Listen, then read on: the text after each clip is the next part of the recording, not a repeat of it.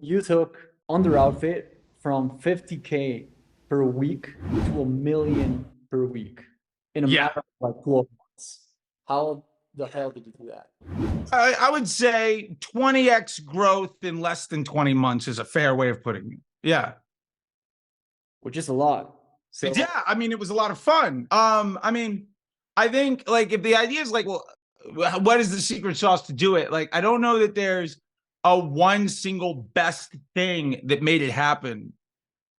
But I will say, like, if I had to focus on three primary things. The first one was focusing on what made the business work. I think most people try like, oh, I can make money here, I can make money here, I can make money here. And they look back and like, oh, I'm making a nickel on a dollar here, I'm making a dime here, I'm making a quarter over there, but I'm making money everywhere. I should just keep doing it. But really, like, if you can make a quarter or you can make a nickel, every time you make a nickel, it costs you 20 cents. Not only that, but like in Facebook, where it's a machine learning environment, where the machine is learning how to do a job.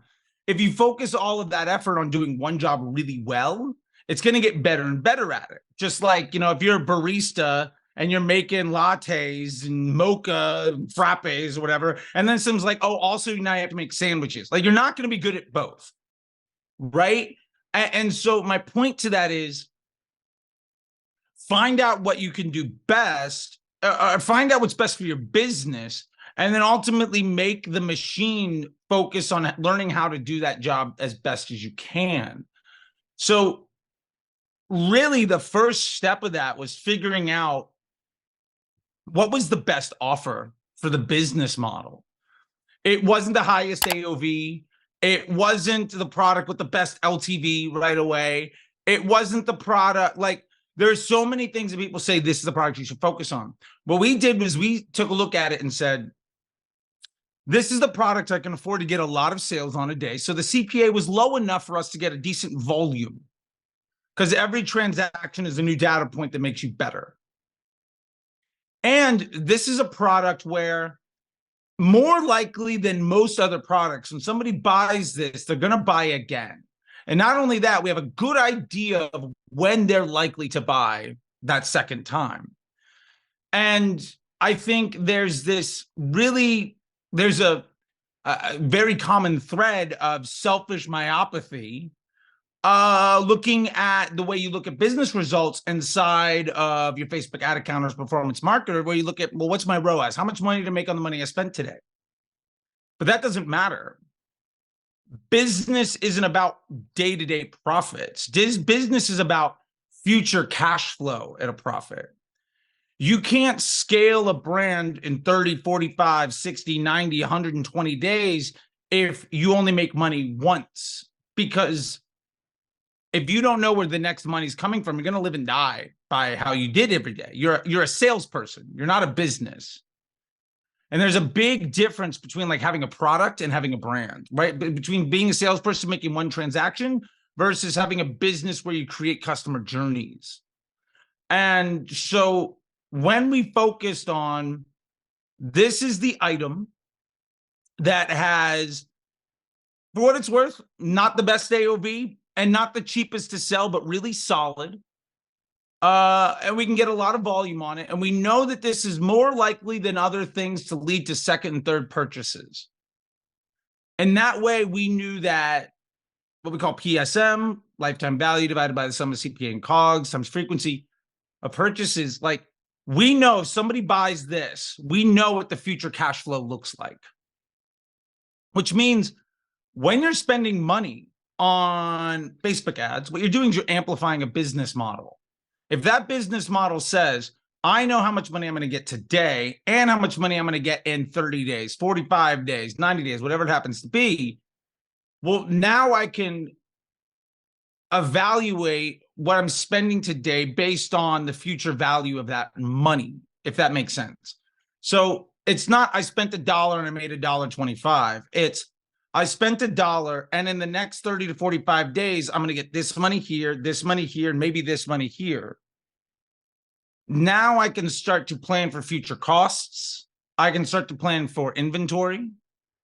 And when I focus the machine on doing just that job, it's going to get better at it. So I'm going to reach higher quality people more often for lower price. And more importantly, I can start to work on the business model around that offer to improve the second purchase rate, to improve the LTV, to improve the AOV, so that like my landing page tests continue to compound in value. My email flows continue to compound in value as I test them. My one-click upsells, all my offer construction, I can say, this is how I make money. I'm going to make this thing work better. I have other things that I sell, but this is what I'm spending my money on to grow the business, because I know with greater certainty than anything else how this is going to impact my bank account in the future. So that was a big shift. And to be fair, like, the business wasn't that old when I came on board. I don't think there was a focus on that. And I also don't think there's enough volume to know what that looked like. Like, if you're in business for 3 months, 6 months, you might not know what a 9-month cash flow projection looks like, because you literally haven't been in business for that long. But I think that was point number one, was really figuring out, if we're going to spend money to make money, what is the single best investment we can make so that we can start to centralize all of our efforts around that? And to be fair, I did the same thing with 310 Nutrition. We went from 18 million to like 100 million in 15, 20 months. I've done that over and over again. And I think that that's one of the biggest liabilities most performance marketers bring to the table. Like when you hire an ad agency that's trying a bunch of offers, like one of the biggest risks that they bring, and why they destroy more clients than they help, is because they're not focused on how the business's bank account looks. Like, they're not looking at cash flow, and cash flow is the number one most important thing. Now, So I think, I have a yeah, question there, because first of all, you mentioned that the business model has a lot to do with your success with Under Outfit, right? sure. So let's say that I'm a small business right now trying to grow. How will I go about the metrics that I have to know in order to put my business in a position to scale? Yeah, I mean, the key metric that I look at when analyzing any business opportunity is a metric called profitable scaling margin, or PSM. And basically, it's what's the lifetime value of my customer divided by the sum of, or divided by this other equation, which is cost per acquisition, cost to produce the goods, and how often does somebody buy it. So for instance, if I know it costs me $10 to make a product, and it costs me $40 to sell that product, and the average person buys 2.5 times, well, that's 10 plus 40, that's 50 times 2.5, that's $1.25. If I know that customer is worth $200, well, now I know every time I spend $125, I'm going to make $200, and I know when that future money is coming. Now, if I'm a young company, a lot of people say, well, I'm young, I don't have LTV, I don't know what it is. My response is, that's complete nonsense. If you want to know your LTV, it's really simple. What is your total revenue divided by your total customers? That's your total LTV. If you don't have a more sophisticated number than that, that's a completely accurate way of looking at things. And then you can just simply say, okay, great. Now, what product when somebody buys this product, what's the product that most likely lends itself to somebody buying a second time? If I start to sell that product, more than likely my future cash flow is going to look better, because a higher percentage of the money I spend today is not only going to bring me money back, but also going to bring more of its friends in the future. And I know when they're going to stop by and present themselves. So I can start to predict and project and plan for 20 days, 30 days, 40, 90, whatever it is. But I think that's the thing that most people need to start focusing on, even if you're brand new. If you have 3 products or 100, is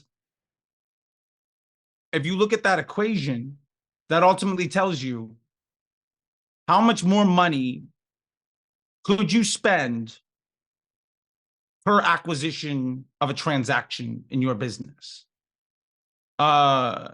And if it's 5% or it's 105%, now you have a very good idea of how much more money you could spend on an average basis.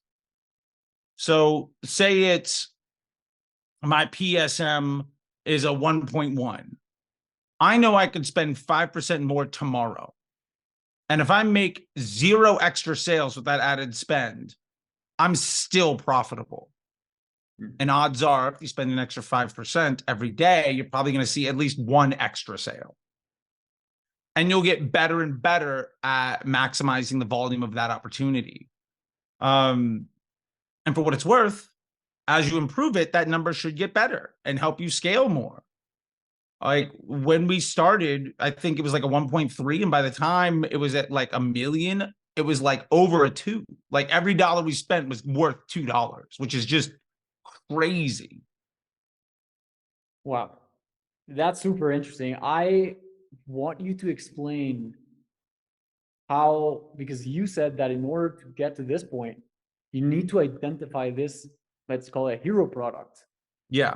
is the most likely to get the second purchase in Mhm. that customer journey. So how, Yeah. I'm a brand right now listening to this, how will I go about identifying this product in my store? Well, there are a lot of fancy pieces of software you can pay a lot of money for. There's Lifetimely. You can get somebody, great CPA, to analyze all of your receipts. That'll totally work. You want to do it for free. The easiest way is to take a look at the receipts. Like if you have WooCommerce or Shopify or something, you know it's a new customer versus a returning customer. Awesome. Let me identify all the people that are returning customers. Let me now isolate just what they bought on their first transaction. That could be like a CSV, just like a list. Let me put that into a word cloud. What's the biggest word? That's your most commonly selling product on a new customer that turns into a second purchase. I mean, hopefully it's not large or like red. Like you have to take some of those things out. You know what I mean? But in under outfits case, is it bra? Is it cami? Is it panties? Whatever it is, right? If it's a dog, is it, is it dog food? Is it a treat? Is it, peanut butter? Whatever it is, right? Done that with businesses over and over again. But that's something where like you could legitimately do that really, really fast. And now you're basically saying, of all the people that bought multiple times, what was the most common thing bought the first time? You don't need to be any good at math to understand that that's probably the best thing. That's the thing that most heavily indexes to a second purchase. So just start focusing on that. If you are a nerd and you've got more things, you can dive deeper. But like probably 80% of folks, that's probably the simplest way to get started. Right. And I feel like there's so many brands that completely ignore what you're saying right now. And 100%. not, and I think fashion brands specifically are the ones Yeah. that do the most, right? So how, like, what will you do? What will you tell a fashion brand right now that is just starting out, or even, at a point where they're making 50K per month, and they feel like they need to advertise every single product in the store? Maybe they're not selling this product or this or that other product that they want to sell more, and they may be a little bit romantic about their products. What will you tell them in order to scale their brand? Yeah, generally I would go in 2 ways. One, if they're really financially motivated, like if they're good with numbers, I'll say, all right, if we know looking at this number that this is the most commonly bought product that brings in a second purchase. Okay. And you're telling me you got a lot of products. Got it. Are you spending enough money right now that you're going to sell out of this number one product and you need to support a second one? Most often the answer to that is no. Like if you're making 50K a month, you're probably spending $500 to $1,000 a day. Maybe you're making 10, 15, 20 sales. So if you're making 300 to 500 sales of an item, do you not have the inventory to support that? I mean, if that's the case, that's another issue. But I think so many people avoid the fact that, like, they think they need to be focusing on new areas of opportunity, but they're not even taking advantage of the best opportunity that they have. So in that way, it's really easy to say, you have 2,000 of these in stock. Right now, you're selling 500 a month. That's your ad spend will support the sale of 500 to 600 a month. Why are you promoting anything else? Like, everything else you promote makes you lose money. So you're going to work harder to make less money to make sure the machine is dumber and add cost on warehousing and inventory. You're basically making sure that you are going the extra mile to make success far more difficult. That makes no sense. Like, that is, I get it from the owner's perspective of wanting to highlight everything, but from a numbers perspective, you don't have the luxury of needing to worry about that. From, if they're not numbers motivated, or if they're not like really hip to like Excel and finances and stuff like that, then a lot of what I try to tell folks is like, what is the brand? Like, how do you make money? Right? Like, what is the thing that makes this interesting? And the number one example I give, especially in apparel, is like, I tell people, you don't need to promote all of your offers to sell them. The Jordans make up a fraction, a very minuscule fraction of Nike's overall revenue, but they're probably the most commonly promoted offer because it gets you in the store. So what gets the right customer's attention to come into your store, and then let the store sell them everything else if it's not the thing that they want? And if you can start to focus around identity and building around that way, then brands start to become a brand. And when you have a brand, you can build a moat and ultimately get repeating customers. And generally, I find that looking at it in one of those two ways answers the question for like 85–90% of people. There are a few folks that are incredibly insistent on doing more than that. But you don't need more than that to get to $1 million a month in revenue. A million. And if you're at 500, if you're at 50K a month, like, getting to $1 million is like game changing. And why make that any more difficult than it needs to be? You know, I think I remember when I was working in an agency that one of my friends had a client. This is a true story. She had a client, and it was a fashion brand. The client was making around 100K per month, and they were Solid. growing. And I remember we will go over the ad account, and I was looking at the ads. I noticed that there was this ad that was absolutely crushing it, right? It was winning by far. And the ad was promoting a product that was completely sold out. And it was still the winning ad, even though they had not been selling that product for months already. And that was basically the ad that took people to the store to buy other products. And that is exactly right. Oh no, I love that. Like, I mean, I've run a Black Friday ad up until like March or May. Like, if it works, who cares? Like, what is advertising? And I feel like this is a question most people get wrong. Advertising is ultimately buying or earning attention that you can predictably monetize.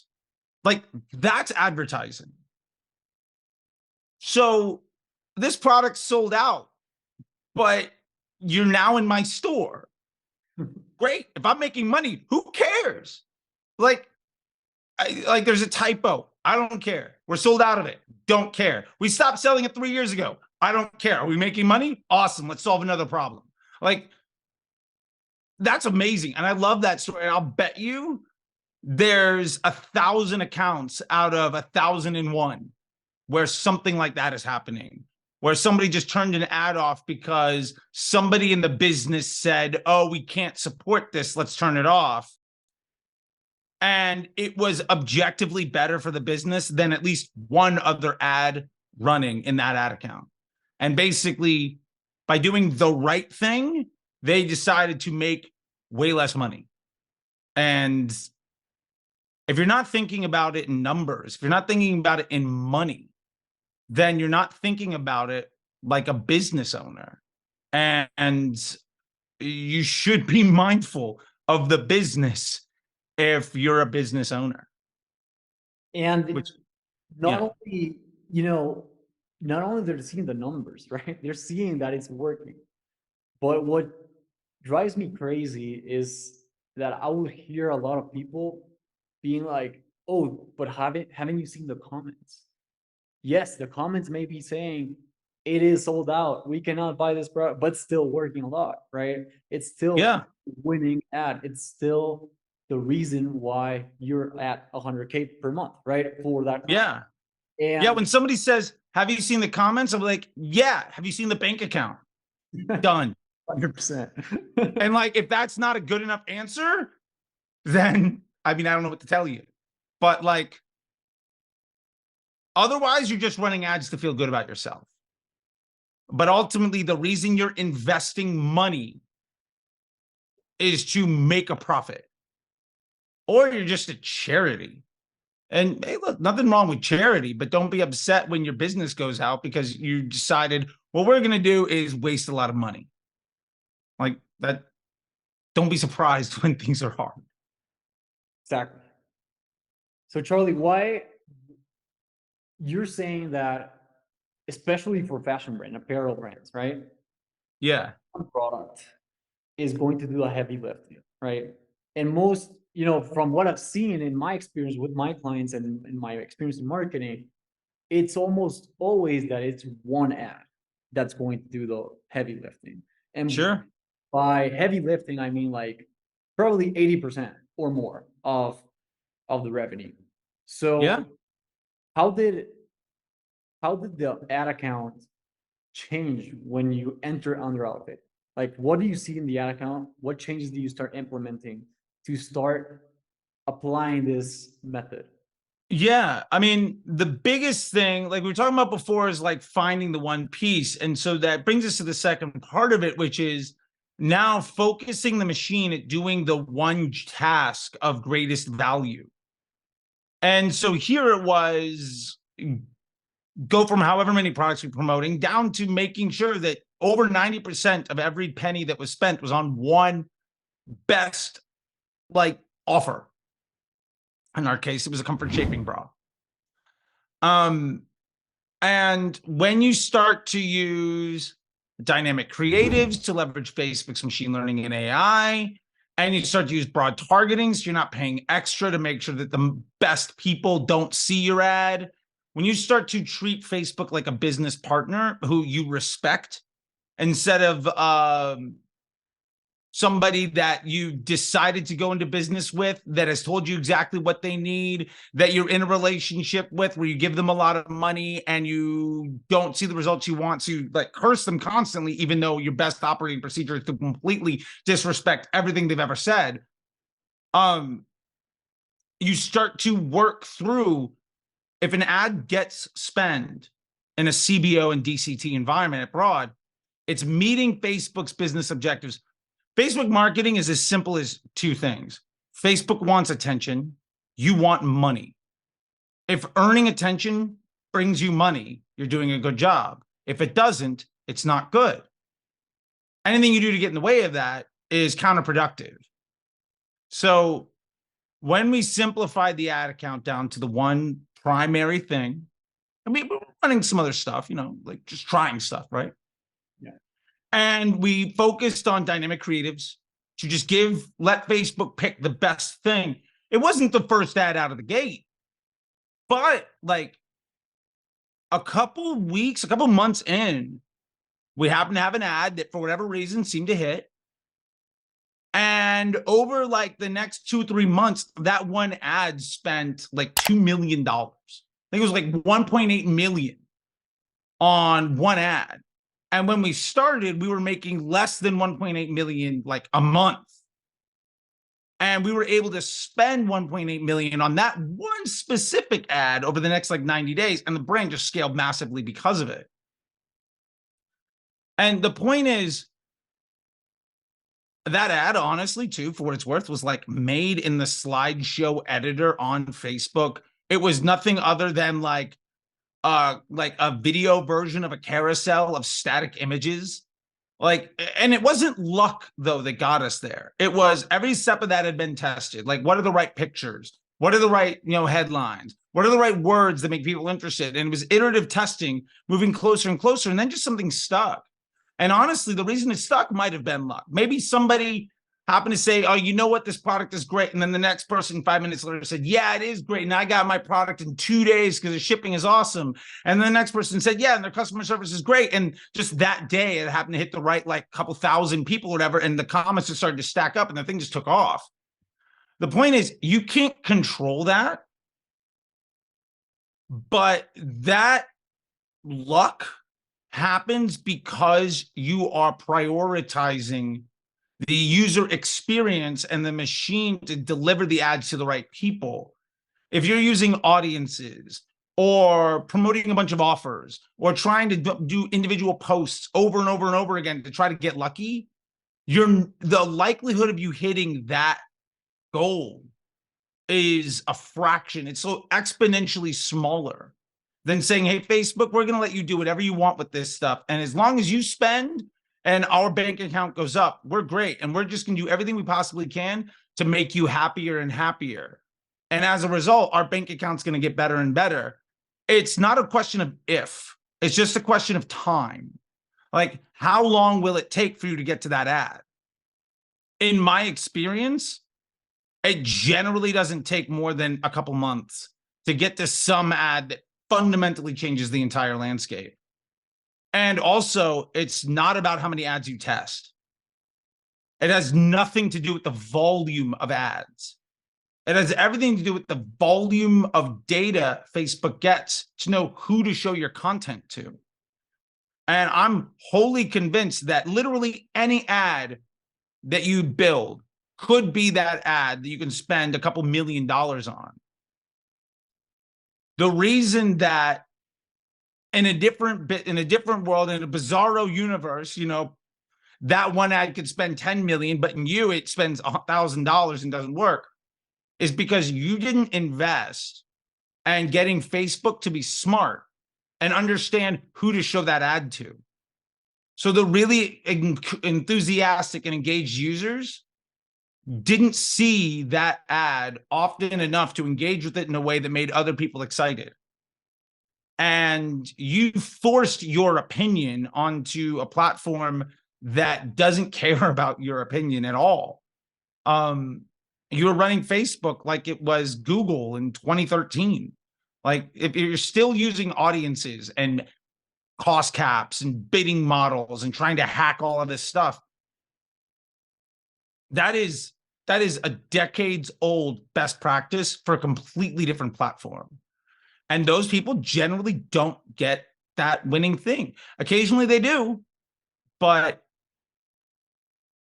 if you use the Facebook system, the platform properly, if you use Facebook properly, the likelihood of you hitting that is basically 100%. It's just a matter of doing it enough and prioritizing it. So, And again, like, I've seen the ugliest ads in the world be the absolute best. Like, I paid a Kardashian $100,000 for an ad, and I had it got beat by the receptionist taking a picture in the kitchen when I was working at 310 Nutrition. Receptionist picture made us $10 million. Kardashian cost me $100,000 to get Kris Jenner to take a picture, probably cost $85,000. Like, you have no control over what's going on. So the things you need to do is let the thing that has control have the best opportunity to be successful for you. so you said a couple of things that I think it's really interesting, but it may be good clarifying, which is, you said maybe we don't have to test volume of creatives, right? But with time, on the other hand, we are gonna get lucky, quote unquote lucky, because we're using machine learning to put data on these ads. Yeah. How, I mean, yeah. so if, for example, if I'm a brand right now, listen to this, let's say that I have, the typical 3 campaigns in my ad account, right? And in each campaign, I maybe have a couple ad sets in each campaign. And in each ad set, I have multiple ads. So already there's a lot of places where my spend is going, right? Yeah. So in my mind, I'm thinking, hey, I need to find that creative that's gonna take me to the next level. I need to Yeah. test more. I need to just test more and test more and test more. What will you tell that person so that you can take them to the next level? Yeah. I think two things. One, I understand why you're doing that. You're just saying, hey, as long as I launch new ads, my results get good, and I'll just keep needing to launch new ads. Because when you launch a new ad, the first couple of days are good. I would say, and this is completely inaccurate, but the 7th most common question I ever get asked, well, you're not true, but who knows? I haven't done the math on how often I get asked questions, but it's like, why do my results look great for the first few days and then die off? And it's like, well, because the new ad, Facebook's going to push it out to people. The problem is, if your entire business is built on that initial rush, it's not sustainable. So your frame of mind, that frame of reference, comes from the wrong place. And where it comes from is, there's a lot of people that started advertising like 2016, 2018, that got really good. And they realized they were being underpaid and overworked and undervalued by their employees, so their employers. So they started their own ad agency, and then they hired their friends and repeated the cycle of abuse. And we're generations deep of people being overworked, poorly trained, and underpaid to like make an ad agency work, because it's a high margin, low, and low cost business, right? Which is great for business model. The point of it is, the best thinking hasn't really evolved. And at the time, 2016, the people that were coming up were being trained by folks who were great at CRO and email and search and display and programmatic advertising, where this is absolutely how you should be thinking, because distribution of your ads is random. So when you are running something like that, and 10 years ago, when you were running an ad, the reason you needed to target was because it was random distribution inside of that audience. You had no idea who was going to see the ad. It was all about bidding for CPMs and all of that stuff. So what you did is you say, hey, I don't want it to be random. I'm going to try to narrow this randomness down to this one specific audience. And we got affinity audiences, and we got act-alike audiences. And then like within a year, Facebook had lookalike and interest groups. This was like 2013. Because at the time, Facebook was basically just Google display. The point is, in 2018, Facebook changed. But the way that people think didn't. And some of the most common and popular thinkers and people that teach how to think about Facebook never learned the lesson that Facebook is not random distribution.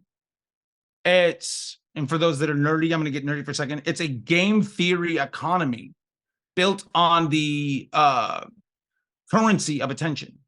Basically, people see the stuff they want to see. Attention is earned.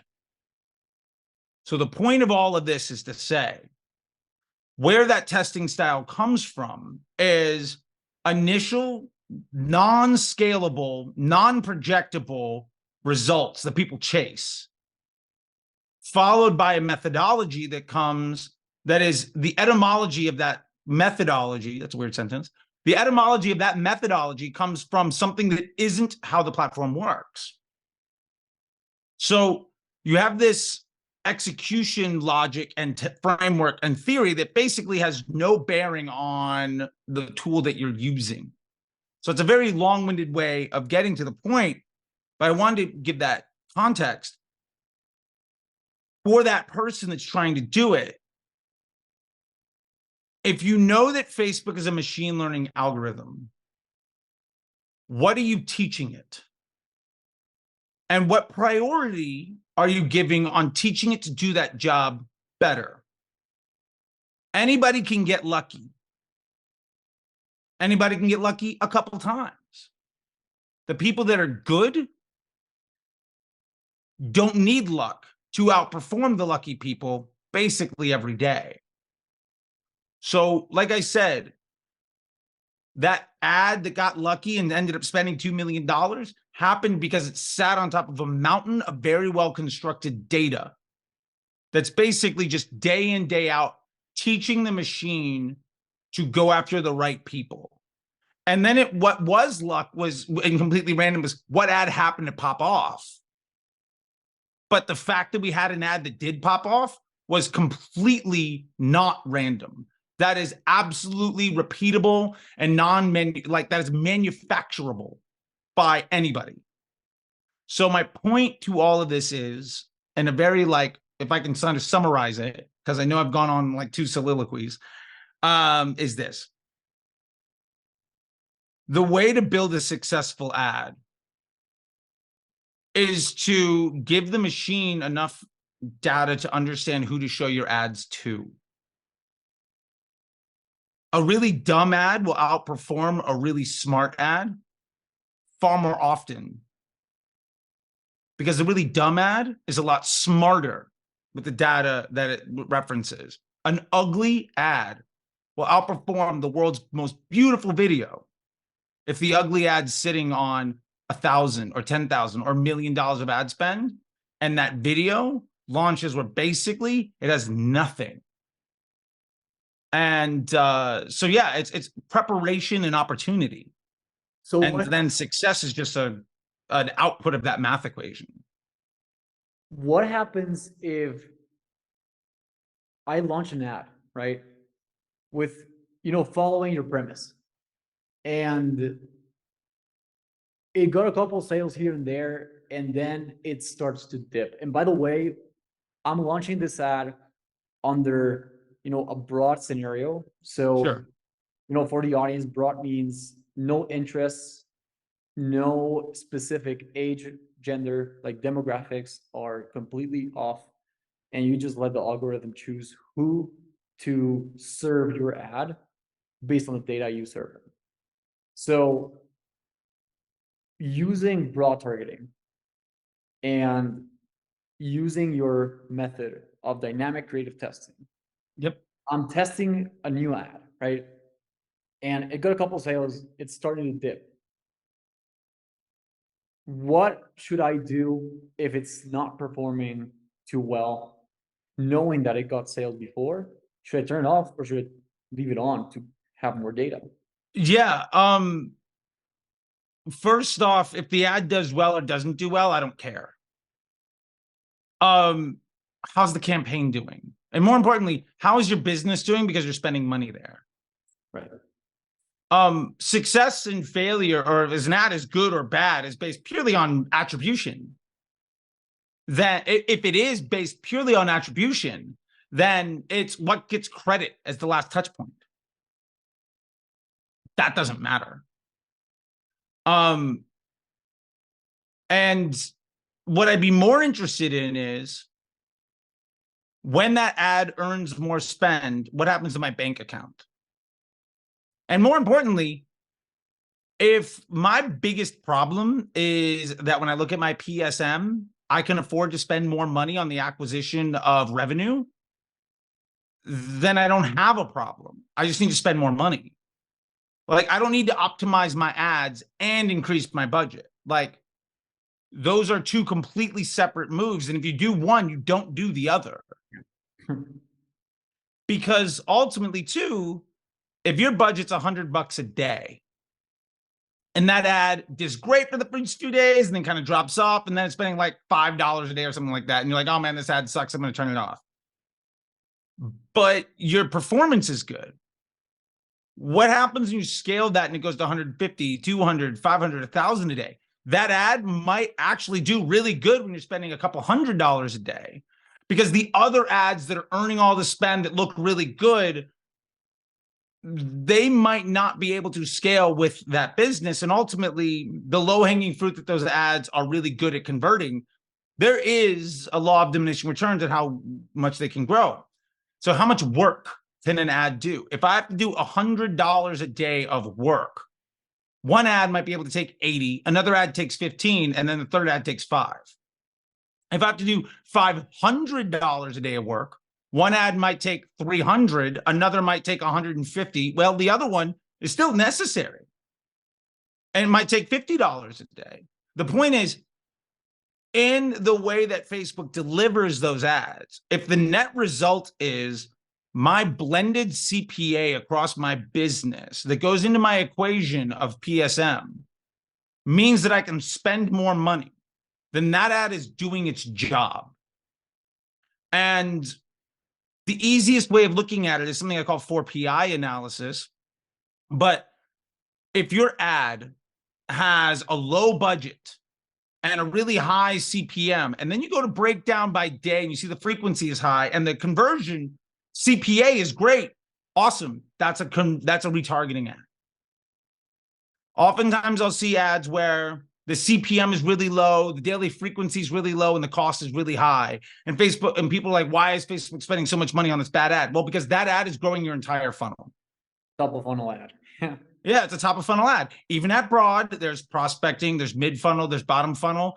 And at the end of the day, do you care about how that ad performs on Facebook? If it's bad on Facebook, but you notice that as a result of that ad getting more spend, your bank account goes up because your organic search and your email improves. Well, no, that's a good ad. But to answer your point of what if that ad doesn't get spent or it starts to perform poorly, I'm not in a rush to try to fix a problem that doesn't exist. If my business is doing well, and the biggest liability to my growth is the fact I'm not spending enough of the margin that I'm making on every dollar that I spend, well, I just need to increase my budget. And the easiest way of looking at this is like, ask yourself each week, can I increase my budget by 5%? If the answer is yes, do it. 5% a week over a year is 3x growth. Now, if you do 5% a couple times a week, you can grow a lot faster. But the point is, like, if you're stuck at 500 a day and you want to get to 1,500 a day, just spend 5% more next week. And anything that gets in the way of that, remove it. And anything that isn't broken, don't try to go fix it. So my point to all of that is, I think people look at the ads as a source of results. Yeah. And that is so wildly off base. The ad is buying the attention. The source of results is how good you are at monetizing it and how good your business model is at maximizing the value of that monetization. And ultimately, if the ad does spend a lot and your bank account goes down, well, then that ad is bad. And in that case, that's a lot easier to identify than an ad that doesn't spend a lot that looks bad. Like if it doesn't spend a lot and it looks bad, well, if it's not spending a lot, Facebook's already kind of optimizing it out. So what's the problem? Right. So to ask myself this question, if I can spend more money, I don't have a problem that I need to fix with creative testing or optimizing my ads. Yeah, that's super interesting. And I completely agree with that. And more, I have been seeing, especially with my clients recently, we've been implementing more approaches where we're not really looking at the ads, right? Where we've been, all of a sudden a losing ad becomes a winner ad when you change an offer. When you create an offer that has scarcity, has urgency, maybe some guarantees, and is extremely valuable to the customer, that losing ad became a very profitable and winning ad in the ad account, right?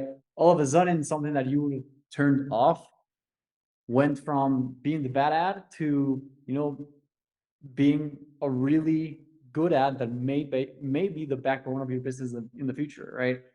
So Yeah. I think the game is far greater than just ads and acquisition for that matter, right? And people, when when I do audits and when I have these calls with clients, I feel like people focus too much on traffic and too much on ads. And yes, traffic is really important. I'm not gonna say that, but there are, first of all, numerous ways of achieving traffic. Paid ads is, Facebook ads especially, is the most expensive way of getting that, Yeah. right? Now, if you want to increase traffic, going back to your point, create a business model, create a system that allows your business to spend more to get more traffic. But the majority of the times, I see a lot of brands, especially brands making from 10K to maybe even 100K, just focusing on how can I get better ads, or how can I Yeah. optimize more the ads? How can I do this trick here and there to get the money in day one profit, right? And what you're preaching basically is, no, there's a lot more to that game. There's so many other options that you can focus so that that ad account looks profitable and that you can spend more, right? Yeah. I think I think that is something that is probably not spoken too much in the industry, and it seems very logical that that's how you were able to come into this fashion brand under outfit and take it to not only the next level, but maybe even 4 levels after that, you know? Yeah. And to be fair, I think what makes brands successful is being run well. Like a good business model is what scales an ad account. An ad account is not what scales a business. And I think if you begin to look at it like that, then you start to focus on like, how can I make the fewest amount of changes to have the greatest amount of stability in the front end of my business, so I have the greatest confidence on the things that I'm doing to improve my business model. If you're testing a bunch of ads, if you're testing a bunch of offers, if you're testing a bunch of audiences, what you're really doing is saying, let me see if I change the type of attention I buy on a dramatically consistent basis, so it's wildly unstable and completely unpredictable, and see if that works out well for me. And honestly, like, investing in wildly unstable and unproven things that depreciate over time is not the path to making money. Path to making money is figure out something that works and then amplify it. And the reason you run Facebook ads is because you found something that works and you're amplifying it. If you don't know what works, fix that before you run your Facebook ads. And I think at least 20-30% of brands that I see fail on Facebook fail because they ran Facebook ads before they understood how to make money. And that is the kiss of death. Like, if you don't know how you make money, then don't run ads. Like, my best piece of advice to that is take some of your revenue and some of your profits and invest that into ads to amplify however you got that revenue and profits. But you can't skip the revenue and profits part and just expect things to work out. Odds are you're going to fail miserably. And to be fair, it's kind of your fault. So my hope is that people feel way more confident when they start to run ads, because they know this is the one thing I need to run my ads to. This is how much I can afford to spend. If you don't know those numbers, then don't start spending money, because you will lose it. I remember you saying, I think you told me once, if you're a brand that only relies on Facebook ads, then you should reconsider your business. Yeah. Yeah. Like, Like there's so many brands in that situation that, and maybe even watching this at this moment where they might be realizing, oh shit, I only run Facebook ads. That's my only method of traffic. I'm in deep shit right now, right? yeah. I mean, the simple truth is, like, if you need your Facebook ads to work for your business to be successful, what you have is a bad business. Bottom line, like the success rate of I rely purely on Facebook ads to make money is infinitesimal. Like, if you can't make money, don't run ads, because all you're doing is you're amplifying your failure by running ads to something that doesn't work.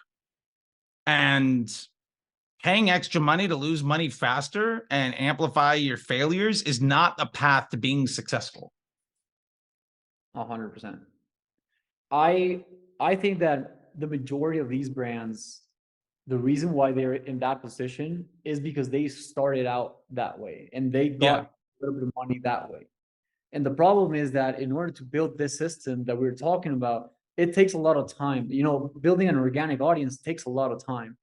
And a lot of these brands that are just 100% reliant on Facebook ads, which is by the way, the most expensive way of acquiring customers in 2023, but at the same time, the most scalable for that matter, they were just impatient, right? To create the foundations of the business. And they are seeing the consequences whenever they are in maybe 10K per month, 20K per month, 50K per month. Yeah, no, totally. And I've also seen businesses that are successful that hire ad agencies that don't think about this. They don't think about business fundamentals as a standard operating procedure. And they hire people who basically their business model is, let me get somebody to pay me a lot of money so I can destroy their business. I would say that's the vast majority of ad agencies. Right. And it's unfortunate. And I hope that people realize how easy Facebook is and how fun it can be, because you don't need an agency. I would say 40 to 50% of people that hire an agency don't need one. And investing in understanding that knowledge for yourself will save you your future, because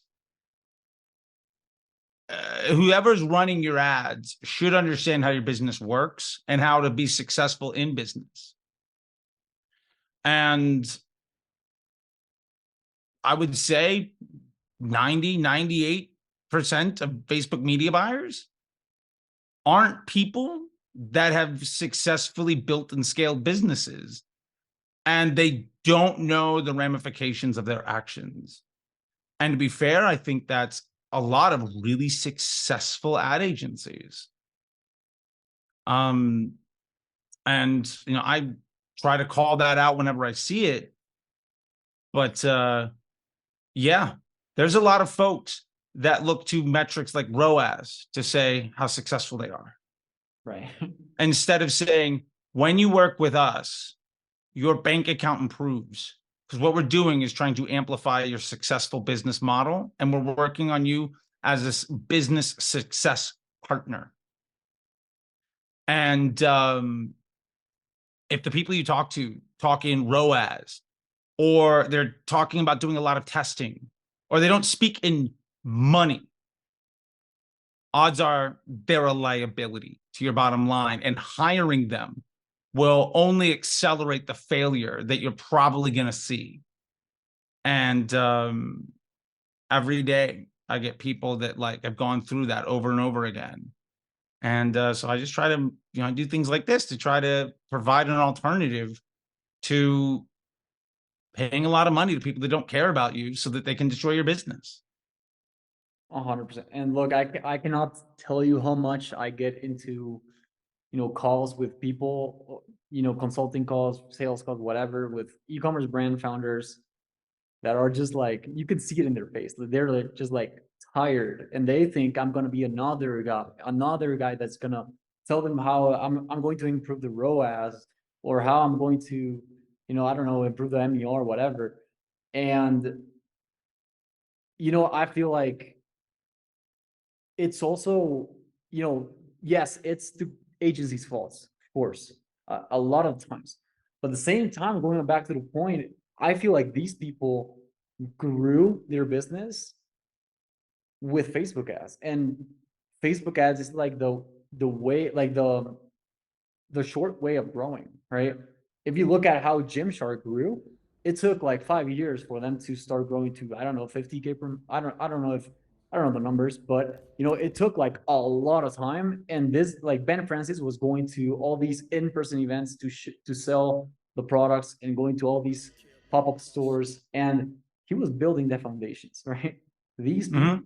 these brands don't often build the foundations first. And I'm empathetic to these people as well. Like, building the foundation is so hard. Like, building an organic traffic channel is really hard. Building an audience for, maybe you're doing it for personal brand, that's super hard. Maybe you're building your email list, that's super hard. It takes a lot of time, it takes a lot of effort, but at the same time, it's necessary, right? Yeah. I mean, if you don't do the hard work, don't expect to get the good results. Exactly. And So that's, I think, what it comes down to. If you're to wrap this all up, simply put, do the hard work or expect to fail. 100%. I want Yeah. to ask some rapid fire questions Okay. up, and I want you to answer in a really short, um, I don't know, short answer. I'm going to ask you, what would you tell someone who is just starting out with e-commerce to grow to, maybe, I don't know, 10K per month, from 0 to 10K per month? What is your primary focus right now? Understand your numbers, LTV, cost per acquisition, COGS, purchase cadence, figure out the product that people inspires the most secondary purchases, and prioritize the acquisition of that sale as efficiently and as high volume as you possibly can. Literally everything else is a complete distraction and will cost you the future of your business. Short and sweet. So, what about going, let's say I'm a business founder making 10K per month. I don't really know if next month I'm gonna be profitable or not, but I'm at least making 10K per month. I want to go to 100K per month, 50 to 100K per month. What will you tell me? It's pretty much the same thing. Like, three things. Number one, also time block your time and understand all of the things that are happening in your business and how much they cost and how much money you make. Look at that at your time, look at that for your employees, and look at that for the things that you're spending money on promoting. Anywhere where that, like, look at the most profitable investments that are the easiest to scale and focus on those things. Purely improving your operations is easily the best way to get from 6 figures to 7. There are a lot of things to get from 7 to 8 and 8 to 9, but most people that are struggling to get to 6 or trying to get from 6 to 7, generally it's a misallocation of resources. And just fixing that can so dramatically improve your unit economics. And so, like, that is the number one most important thing. Where are you spending your money? Where are you spending your time? And anywhere that you can outsource for cheaper, where you can spend less money than revenue you make, do it. And anywhere where you're investing that's not the most profitable investment, stop. Figure that out, and success is a lot easier and more fun. Okay, so yeah, it feels like you said that in this stage, there's a lot of tasks that are demanded, but one founder cannot do all of them. Right. So outsourcing might be the way out so that you can do and fulfill the tasks needed for you to go to the next level. Now, lastly, I want you to answer, what will you do? What do you tell someone who's at 100K, 100 to 500K, wanting to go to a million, or what you did with Hundred Outfit, $4 million? Yeah. On a monthly revenue. Like, I think at that point, it's really begin to dig into what cash flow looks like for your business and understand your costs. If you can understand how money leaves your bank account and the easiest way for you to put money in it, put that, write that down, understand what that is, and identify your biggest liabilities and your biggest assets, and invest more heavily in your best assets and remove your investment in your biggest liabilities. Like, it is not much more complicated than that. The execution of that might look dramatically different for everybody, but almost always what holds people back is they prioritize the things that aren't of the most value. And their definition of success isn't nearly as good. And they're asking the wrong questions, they're valuing the wrong metrics. So if you want to make more money, figure out where you make money and figure out where you spend it and just improve those unit economics. Like, I know that's a massively oversimplified statement, but to give the example of Under Outfit, there was, let's say, a dozen products we were promoting. One was the best. Okay, let's get rid of 10 or 11 of them. And now let's make sure that that thing gets better for us. Well, what do we need to do that? Well, we need better customer service. So we need better, whatever it is, email marketing, whatever it is, so that we can improve what that does for us. Okay. Now this is taking a lot of our time, so we can't work on the business. Can we find somebody that we can pay for less money than they'll make for us? Yes. Okay, let's do it. Are they the best? Who cares? It's profitable, and we can go back to spending our time on doing what works. And focusing on that, only fixing what's broken, and taking your biggest challenge and making that thing you focus on fixing first, it's extremely difficult to not get better when you start analyzing your landscape like that. Cool. Sweet. I wanna ask you one last thing. Do we have Okay. time for that, or Yeah, I've got a couple minutes. My wife just came in, so like I think I should probably go check out what it is. But let me do one more question, and then I'll go in and check on her. She doesn't usually bother me, so I didn't get to see her face, but I think she probably has a question that needs to be answered. So let me do one more, and then I'm going to go take care of her.